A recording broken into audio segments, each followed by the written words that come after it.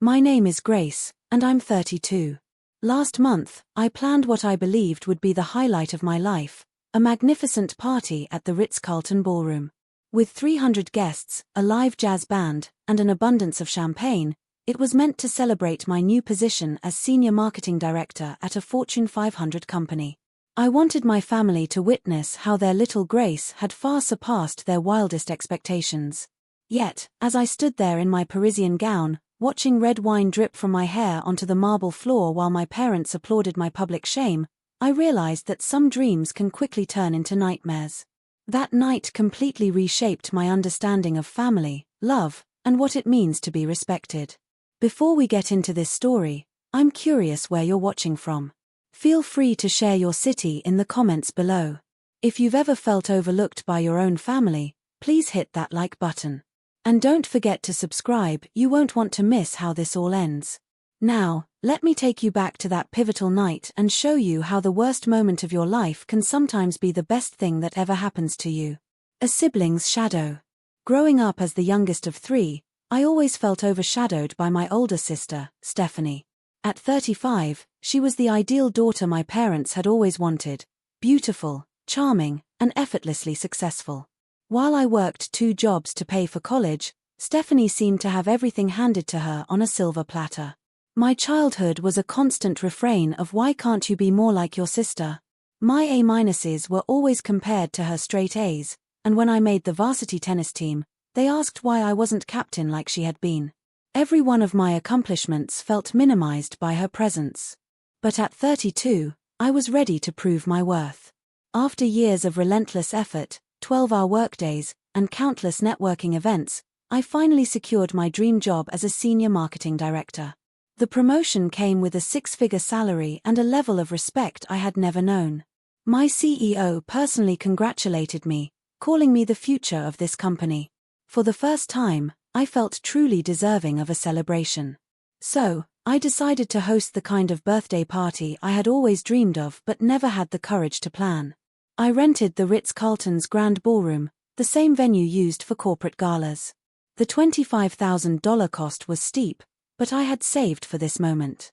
I sent out 300 engraved invitations to colleagues, friends, and family. I hired a professional jazz quartet, a renowned photographer, and even had custom centerpieces flown in from Los Angeles. This wasn't just a party, it was my way of declaring that I had finally made it. The menu was extravagant, with lobster bisque, filet mignon, and a 7-layer chocolate cake that cost more than many people's entire birthday celebrations. I wanted everything to be perfect because I believed this would be the night my parents would finally acknowledge that their youngest daughter had exceeded all expectations. When I asked Stephanie to help, she brushed me off with a dismissive wave. "This all seems a bit over the top, Grace. Are you sure you're not trying too hard?" Her words stung, but I ignored them.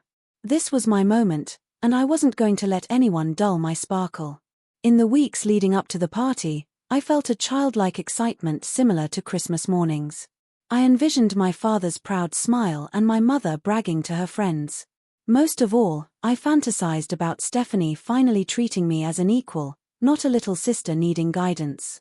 I should have noticed the red flags: my family barely acknowledging the invitation, their lack of enthusiasm when I shared details about the venue and guest list, and the subtle eye rolls when I mentioned the jazz band.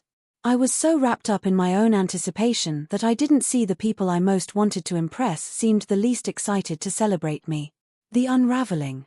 On the night of my birthday, I felt like a movie star preparing for the Academy Awards. My stylist arrived at 3 p.m. to begin my transformation. I wore a custom-made, deep emerald green silk dress from a Parisian boutique. The $3,000 price tag made me flinch, but I told myself I deserved to feel beautiful.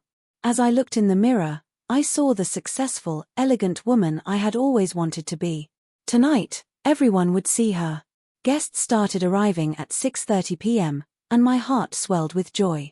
My CEO arrived early with his wife, introducing me to several board members. "Grace is the kind of leader this company needs more of," he declared. My college roommate, Sarah, had flown in from Chicago, telling me, I wouldn't miss this for the world.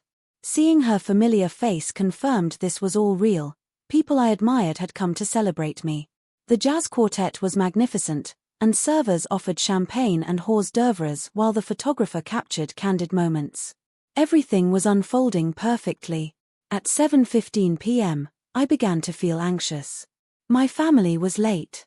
I called my mother, but her phone went straight to voicemail. Finally, at 7:45, I saw them enter, and my relief was instantly replaced by disappointment. My father looked around with mild disapproval, and my mother had a familiar look of disdain reserved for things she considered wasteful. "Sorry we're late," my mother said, giving me a brief, impersonal hug. "Traffic was terrible." She then raised an eyebrow, adding, "This room is quite elaborate. It must have cost a fortune." My father simply nodded curtly when I introduced him to my CEO. Instead of pride, I saw judgment. They seemed more interested in critiquing my choices than celebrating my success. But the worst was yet to come. At 8:15 p.m., Stephanie arrived. She wore a flowing white dress that drew everyone's attention, making her seem to float across the room. White at someone else's birthday party. The symbolism wasn't lost on me, but I tried to ignore the discomfort. "Sorry I'm late," she said breezily, not seeming sorry at all. Within minutes, she was the center of attention. I watched as my parents' faces lit up when they saw her, a stark contrast to their reaction to me. Guests who had been congratulating me were now asking Stephanie about her life. The photographer I hired kept snapping pictures of her. Standing in my $3,000 dress in the ballroom I had spent months planning, I felt invisible. The public humiliation. At 9 p.m., just as dinner was being served, the MC made a shocking announcement. "Ladies and gentlemen, before we begin, Grace's sister, Stephanie, has prepared a few words." My heart sank. I had never asked her to speak. Yet, there she was, taking the microphone with the natural confidence of someone who has always been in the spotlight. "I want to talk about my little sister, Grace, tonight," Stephanie said, her voice carrying through the silent room. She began sweetly, praising my hard work and determination. "She's incredibly persistent and dedicated, qualities that have obviously served her well." I began to relax, thinking I had misjudged her. My parents beamed with pride. Then, the tone shifted. "However," she continued, "Grace has always had this need to prove herself, this desperate desire to show everyone how successful she is." The word desperate hung in the air like a physical blow. The mood in the room changed, and conversations ceased. "Tonight is a perfect example," Stephanie said, gesturing around the ballroom. "This incredible party, this beautiful venue, it's not really about celebrating, is it, Grace? It's about showing off. It's about proving something to people who have always loved you exactly as you are." My mouth went dry. Guests were now looking at me with pity. "The truth is," she continued, "Grace has been jealous of me since we were children. And jealousy makes people do desperate things. It makes them throw elaborate parties they can't really afford." I wanted to disappear, but I was frozen. My parents, instead of being horrified, nodded along. My mother said, "Stephanie is absolutely right." My father added, "Grace has always needed to learn some humility." I felt like I was drowning, and the people who were supposed to save me were pushing me under. Stephanie wasn't finished. "My little sister needs to understand that throwing money around doesn't make you important. Trying so hard to get attention just makes you look pathetic." The word pathetic hit me hard. I realized this wasn't spontaneous, it was a planned, calculated attack. My sister had come to my party with the intention of destroying me, and my parents were encouraging it. The turning point. What happened next is seared into my memory. Stephanie walked directly to me, still holding the microphone. She picked up a glass of $150 red wine. "You deserve this," she said. Before I could react, she poured the entire glass over my head. The cold wine soaked my hair and dress, running down my face like tears. The room was silent for a moment, then 300 guests gasped. Someone dropped a glass, and it shattered. But the worst sound was the applause from my parents. "Excellent," my father said. "Grace needed that wake-up call." My mother clapped enthusiastically, saying, "Finally, someone put her in her place." Some guests were horrified. My CEO stepped forward, saying, "This is completely inappropriate." My friend Sarah came to my side with napkins. But others, like distant relatives, nodded in approval, murmuring things like, "She did need to be brought down a peg." Stephanie reveled in the attention. "This is who Grace really is," she announced. Pathetic and desperate for attention. I stood there, soaked and humiliated. "Why?"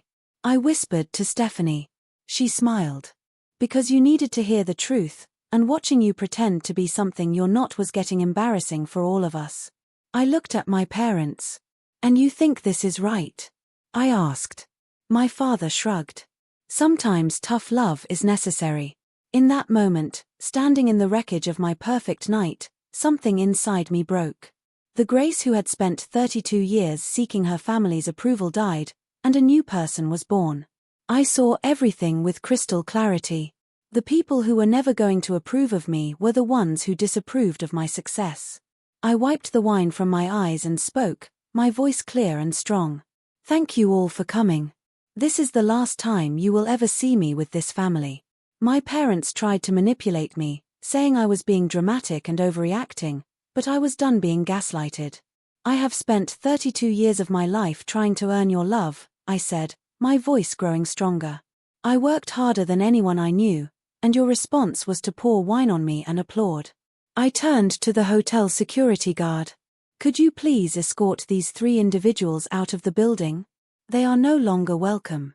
The shock on my family's faces was almost worth it. Stephanie sputtered, "You can't kick us out. We're your family." I replied calmly, "Family doesn't humiliate each other in public. What you are to me is strangers who happen to share some genetic material." As security escorted them out, I felt a profound sense of relief. My father's last words were, "You'll regret this."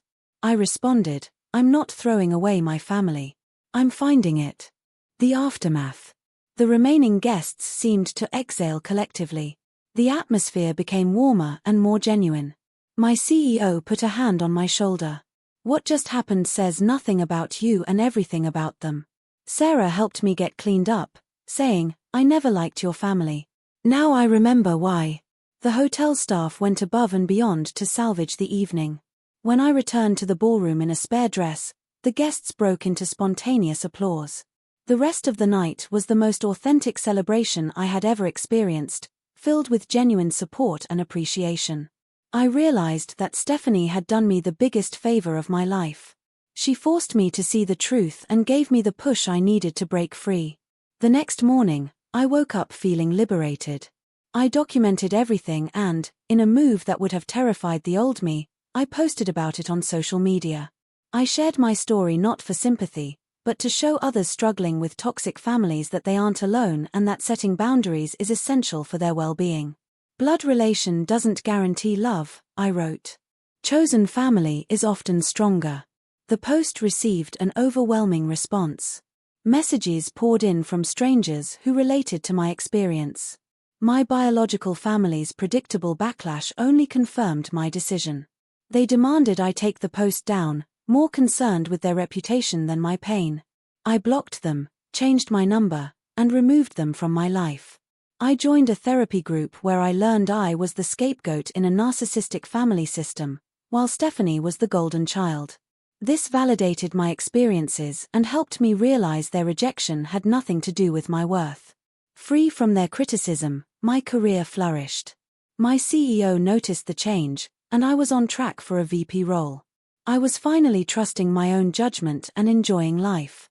A year later, I celebrated my 33rd birthday with an intimate dinner for 15 genuine friends. The evening was filled with authentic laughter and warmth. As I looked around, I realized Stephanie was right about one thing. I did deserve better than what I had been settling for. 2 years have passed, and I can honestly say that night was the turning point that changed my life for the better.